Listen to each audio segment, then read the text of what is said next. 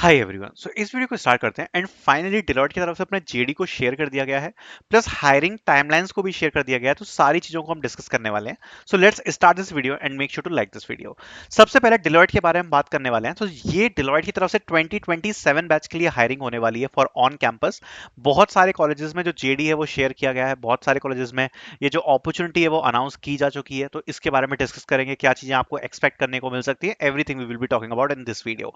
Let's start. सबसे पहले JD के बारे में बात करें तो this is the updated JD जो कि शेयर किया गया है, डिलॉयट एनालिस्ट और equivalent. This is the JD title. यहां पर मेंशन किया गया है कि B BTech in computer science engineering, cyber security, electric ECE, electronics and computer triple E, and IT, ICT, IS, mathematic and computing, mechanical and civil, ये eligible है। Bachelors में और मास्टर्स में भी ये वाली ब्रांचेस एलिजिबल है। एमसीए भी एलिजिबल है और एमएससी भी एलिजिबल है। उसके बाद जनरल एक्सपेक्टेशंस यहाँ पर मेंशन करी हैं, रूल्स वगैरह यहाँ पर पर्पस मेंशन किया गया है। This is a very very basic job eligibility criteria जो इनकी तरफ से शेयर किया गया है। अब जाते हैं डिटेल्ड में कि डिटेल में क्या चीजें मेंशन करी गई हैं, क्या सीजीपीए रिक्वायरमेंट है, तो उसके बारे में बात करते हैं। तो प्रोफाइल जैसा कि आप देख सकते हो, ये वाली पीडीएफ मैंने आपको ऑलरेडी दिखा दी है। अब जाते हैं एलिजिबिलिटी क्राइटेरिया जो कि स्पेसिफिक कंप्यूटर साइंस या फिर आईटी वाले बच्चों के लिए जो हायरिंग आई है उसके बारे में बात करने वाले हैं। So B BTech CSIT all circuit branches, mechanical civil streams, ME MTech computer science information technology and allied CS branches MCA, 27 graduates only clearly mention किया गया है। एंड यहाँ पे मेंशन है CGPA ऑफ 6.5 एंड अबव, मतलब आप देख सकते हो 60% एग्रीगेट की रिक्वायरमेंट है और CGPA 6.5 एंड अबव की रिक्वायरमेंट है। No active backlogs. यहाँ पर क्लियरली मेंशन है कि please refer to the attached details of the profile being offered.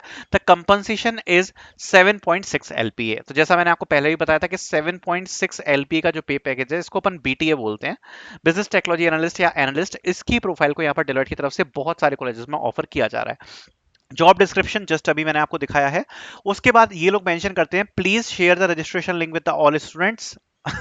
हम भी स्टूडेंट ही हैं। As it is mandatory for them to register through the links to appear for the process, the attached document application guidelines will guide them through the online registration process. इसमें कुछ ज्यादा खास नहीं है इसलिए मैं आपको दिखा नहीं रहा। एंड यहाँ पर है कि स्टेप 12 तक यहाँ पर जो एप्लीकेशन है वो यहाँ पर मेंशन किया गया है, आपको जो है वो सबमिट करनी है। अब आते हैं मैंडेटरी चीजों पर।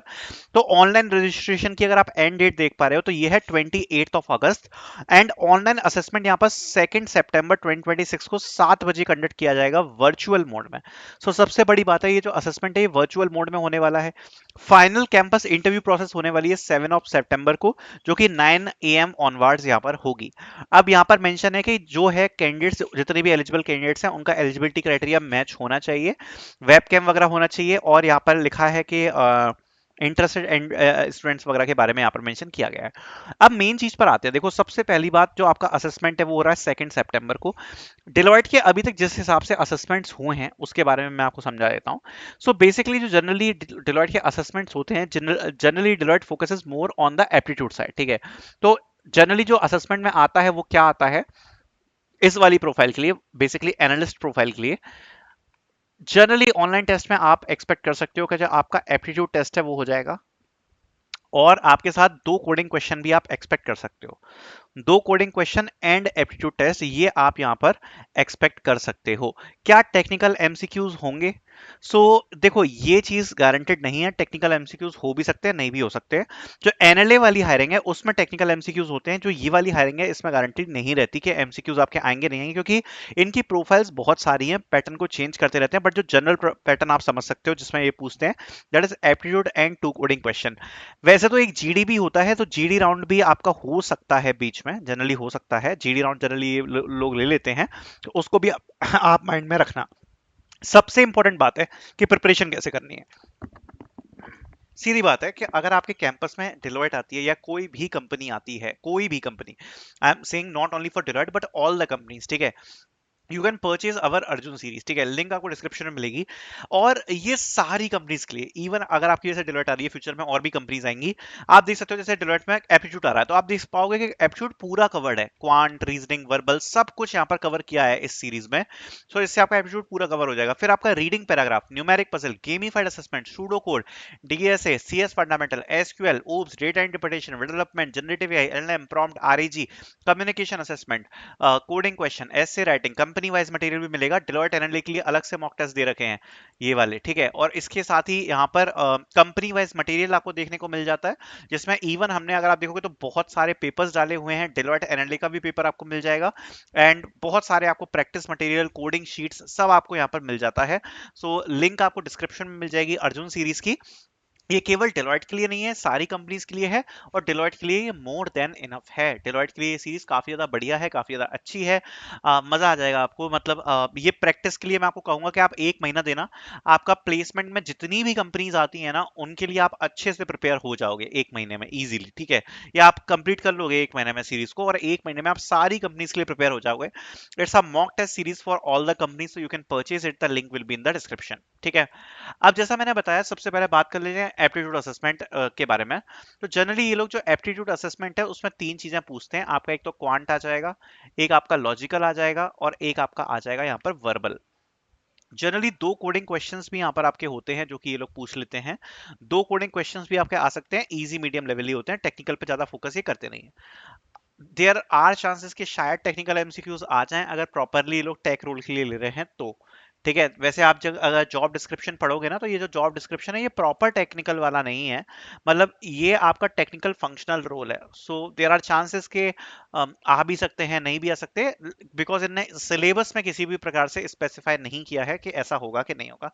जनरली एप्टीट्यूड आता है, जनरली एप्टीट्यूड आता है। और जब प्रीवियस ईयर के बारे में बात करूं तो कोडिंग क्वेश्चंस जो हैं वो यहाँ पर आ जाते हैं। 2 कोडिंग क्वेश्चंस तक आप एक्सपेक्ट कर सकते हो, ठीक है। जो भी है सिलेबस आपका यही रहेगा। देखो मैं आपको बताऊं तो आप हर कंपनी के स्पेसिफिक सिलेबस के लिए प्रिपेयर नहीं कर सकते हो।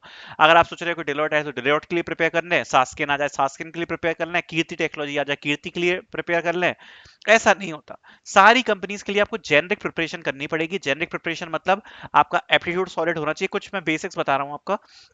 एप्टीट्यूड आपका सॉलिड होना चाहिए, कोडिंग आपकी सॉलिड होनी चाहिए, सीएस फंडामेंटल्स आपकी सॉलिड होनी चाहिए, और आजकल ये एआई वगैरह पूछने लगी है तो एआई वगैरह होनी चाहिए सॉलिड। अगर ये 4 चीजें आपकी कंप्लीट है तो ऑलरेडी 80% आपका यहाँ पर सिलेबस कंप्लीट है कंपनीज की प्रिपरेशन के लिए। फिर कुछ कंपनी गेमिफाइड कम्युनिकेशन असेसमेंट इस प्रकार से नई नई चीजें पूछती हैं।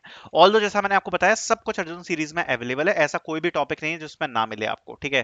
तो ये सारी कंपनीज के लिए है।